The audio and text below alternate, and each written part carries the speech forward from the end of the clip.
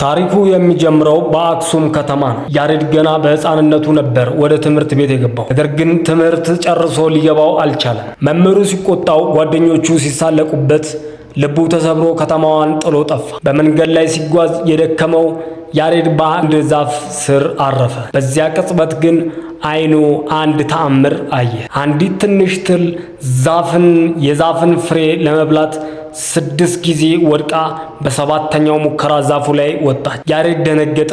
ይህች ደካማ ፍጡር ተስፋ ካልቆረጠች እኔ እንዴት ተስፋ ቆርጣለሁ ብሎ ወዲያውኑ ወደ መምህሩ ተመለሰ። ፈጣሪ አእምሮውን ከፈተለት። በአጭር ጊዜ ታላቅ ሊቅ ሆነ። አንድ ቀን 3 ወፎች መጥተው ያሬድን ወደ ሰማይ ይዘውት እንደተነጠቁ ታሪክ ያስረዳል። በዚያም መላእክት በ3 የዜማ ስልቶች ሲያመሰግኑ ሰማ። ያንን ሰማያዊ ድምፅ ይዞ ወደ ምድር ተመለሰና ግዕዝ፣ ዕዝል እና አራራይ የተባሉ 3 የዜማ አይነቶች ፈጠረ። ያሬድ በአክሱም ጽዮን ቤተክርስቲያን ቆሞ ማራኪውን ዜማ ሲያወርደው ንጉሥ አጼ ገብረ መስቀል በመመሰጥ ጦራቸውን በእግሩ ላይ ሰኩ። ዜማው ሲያበቃ ንጉሥ ደንግጠው የፈለግከውን ለምነኝ እሰጥሃለሁ አሉት። ያሬድ ግን የፈለገውን ምድራዊ ክብር አልነበረም። ፈቅደውልኝ በብሕትውና ፈጣሪን ላመስግን በማለት ወደ ሰሜን ተራሮች አቀና። ቅዱስ ያሬድ በ571 ዓመተ ምህረት ግንቦት 11 ቀን በዚያው በሰሜን ተራራ